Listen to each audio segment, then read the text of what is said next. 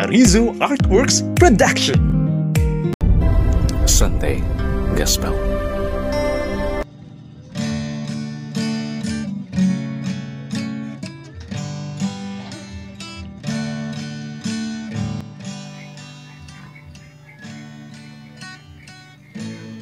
Maigsoon ko na Kristo, may adlaw atong tanan.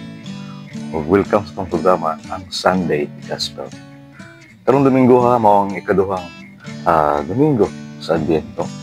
Mga ito ang Santos ng Ebanghelyo atong mabasa sa Ebanghelyo ni San Lucas.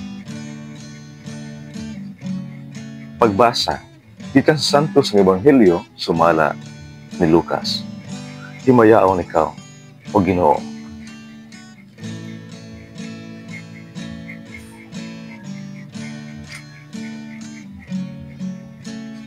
Sa ikanapulog 5 ka tuig kadto sa pagmando ni Emperador Tiberio, si Poncio Pilato mo'y gobernador sa Judea, si Herodes mo'y nagmando sa Galilea, ug si Felipe nga iya igsuon mo'y pangulo sa kayutaan sa Iturea ug sa Traconite. Si Lisanias mo'y namunuan sa Bilina, ug si Anas ug si Caifas mo'y mga pangulong pari. Ninigayong panahon ang pulong sa Dios miabot kang Juan, nga anak ni Zacarias, didto sa dapit nga awaaw.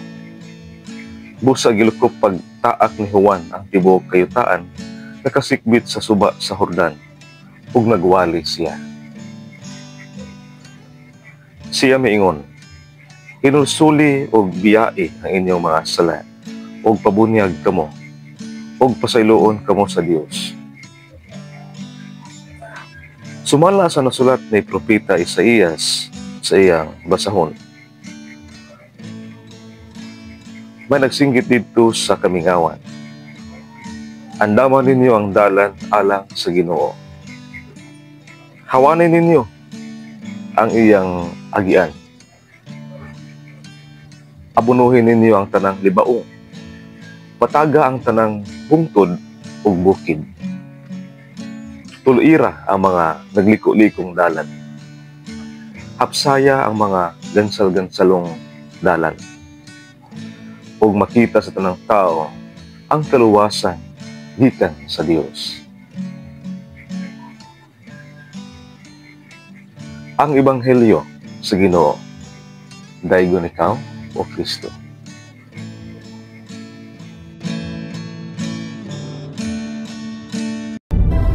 Sunday Gospel.